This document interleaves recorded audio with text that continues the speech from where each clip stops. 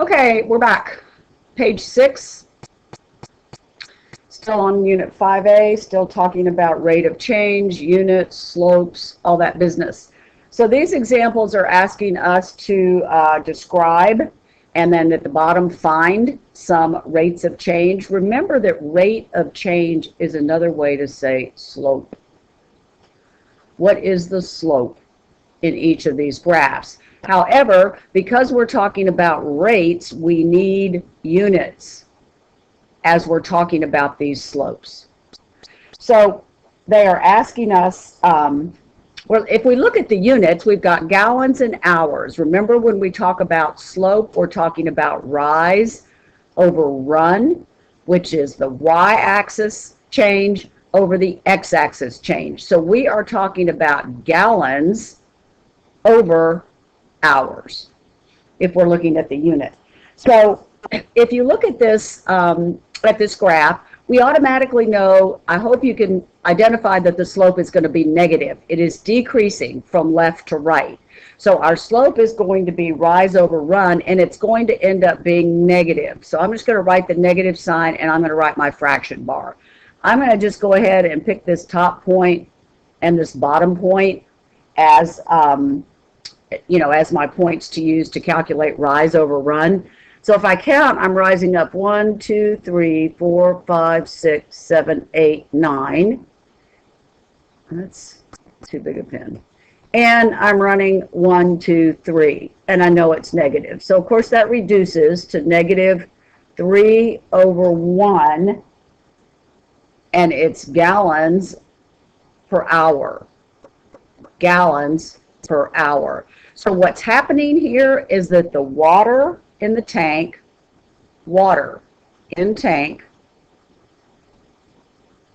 is decreasing at the rate, there's our word rate of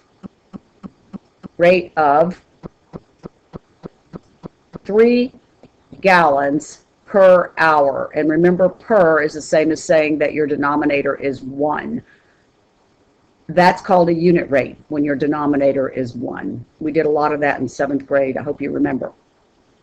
Okay, let's look at this situation. So now we're talking about air and balloon, and the air is measured in cubic feet, and our time on the x-axis, the independent variable, is in seconds. So you can pretty quickly see that not much is happening to the air in the balloon. So the air in the balloon, air in balloon is not changing.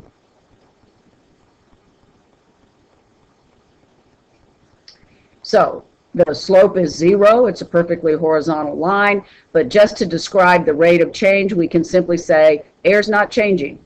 Time is changing, time's moving on, but the air remains steady. Let's look at this one. This is velocity, which is measured in feet minutes.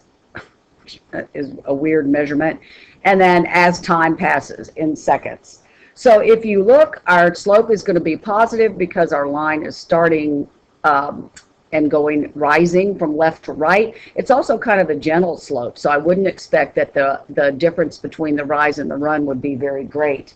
So if you look at it, and let's just pick, well, I don't know, there's a point right there, and there's a point right there. You can pick any two you want, and we're going to measure the rise over the run. We're going to rise up 1, and we're going to run 1, 2, 3. So the rise is 1, the run is 3. That can't be reduced any further. So our description would be with our units that the velocity is increasing at a rate of 1/3, that's our slope, 1/3 feet minutes, that's the velocity unit, per second. So for every 1 second that passes, the velocity is changing by 1/3. 1 second for 3 feet. All right, and then let's look at this one. the time in years, and the height in inches. Of course, we know that this is an undefined slope because we have a perfectly vertical line.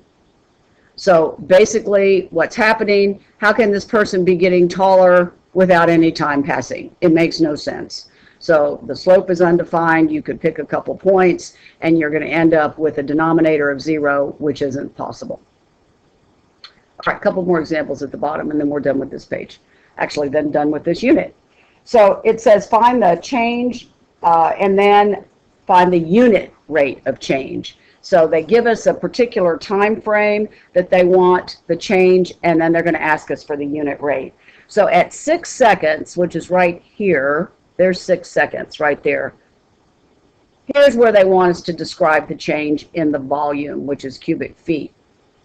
So the change is, first of all, it's a negative slope. So the change in volume represents the slope. The slope is going to be a negative. And how much did we rise up? Let's see, what point did I pick? From here to here, the rise was, from the start to here, we went 3, because this is a negative slope, our rise is actually going down. And our run to get from this point to this point right here is, of course, 6, because that's what they tell us the change on the x-axis is. So this reduces to negative 1/2, and that is a negative 1, it reduces to a negative 1 rise over 2 run. Now they want to say, okay, that's great, but what is the unit rate? So how much does it change in 1 second? That's what they're asking, 1 unit, and the unit is the x-axis. So basically, it changes in 1 second, negative 1 over 2 cubic feet per second. The slope written as a unit rate. This one, the change in the distance after 10 hours. So here's 4, 5, 6, 7, 8, 9, 10. There it is, right there. Here's where he started. So the change, we see this is positive, a positive slope. So how much did it rise from there to there? That's, let's see, how many units? 1, 2, 3, 4, 6. So it went a positive 6 miles. That was the change in after 10 hours. I'm just looking, we didn't write what the change in volume after 6 seconds was over here. So after 6 seconds, it had gone down by 3 cubic feet. So that's the answer to this question right here. And I was off to the calculating the slope in that part of the problem as well. Took an early jump. So over here, the change in distance after 10 hours, you can see the change was a positive 6 miles. And the unit rate, this is where we use the slope to write the rise over the run. The rise over the run, 6 over 10, and it's positive. I picked those 2 points, and that reduces to 3 over 5. Get this written right. And the unit is miles per hour. So 3/5, 3 over 5 miles for every 1 hour. And then finally, a perfectly horizontal line. That means no change is happening. So in 4 years, so he started at this height. This is what happens when you get older. You don't grow anymore until you start shrinking. So he starts at this height. 4 years later, he's still at the same height. So there has been 0 feet change in 4 years.